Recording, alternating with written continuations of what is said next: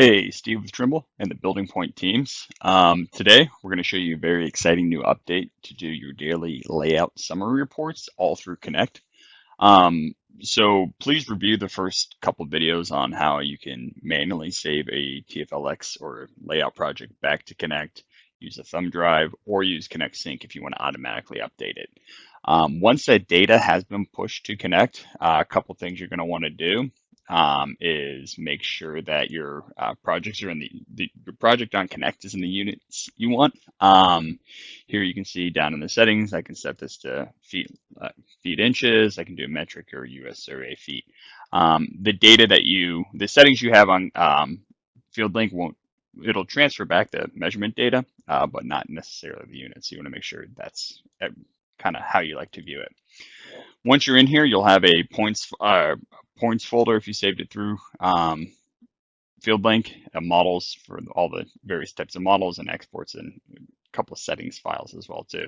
Most of your points are going to be inside that points folder. And then if I click to view, you're going to see these are actually the two files I had automatically merged together before, and then pushed back up for layout from two different guns. Now, to get my daily layout report automatically created, I'm going to need a business premium account.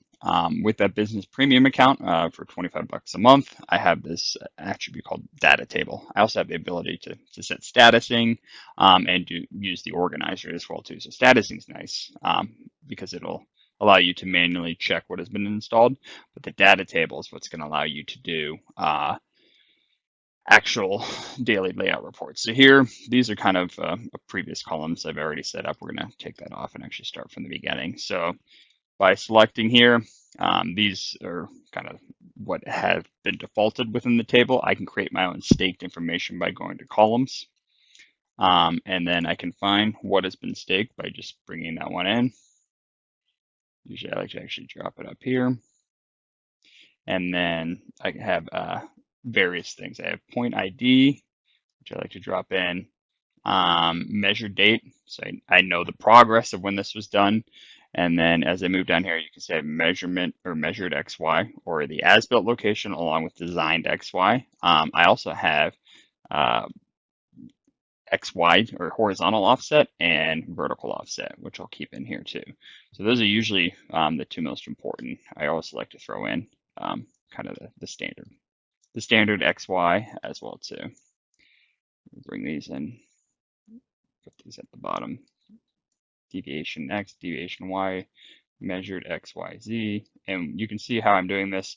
I like to kind of bring it over and then realign it as I like it, rather than spend all my time trying to do that up front.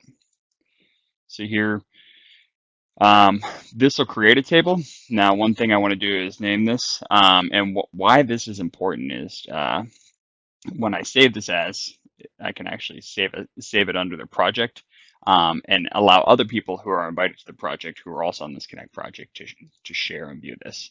I can then edit it later. So next time I come back into Connect, this data table will already be saved like this, how I like it. And I can just click to open to view it. Again, if that data is synced to come back, I will have a kind of a daily update of what's been done. I can even group it by date as well too. So here on the side, you're going to actually see the do not sum values. And when actually this is being summed, keep those on. And so that's just going to sum all the values coming up. I'm going to turn off the other ones though, so I can see where my deviation is coming from. So once I'm done with that, I click save one more time and click OK. And you can see the TFLX file is selected. So all these points are selected, and then I have some control and designed. And then I have my measured offset. So this is the sum of all those points. And if I open these up, you can start to see 9 out of 13 of these points have been laid out. So they have deviations. And if I come through here, you can actually look at those as well too. Now, one thing I did kind of mess up that I'm going to change very quickly is I don't like ID. I actually want point name, because ID looks to be like the good ID. So coming back down here, you can see here are my points with the different names, measured date, as well as offset. and horizontal versus vertical. And you can see coming through here, most of these points are actually in the right spot besides this 1.101, and I can select in 3D. That's that point. It was offset in 3 inches, which if you can look behind me is probably just the molding. I took a measurement to the below the molding when it should have been above it. So again, if I wanted to share this, I would just essentially anyone on the project can come through and open up this staged report. I can also export this as a CSV. I can keep it smaller by using the current groups or don't group the data, and then export this CSV, which if I open up here, you'll see has all that information again. So I probably want to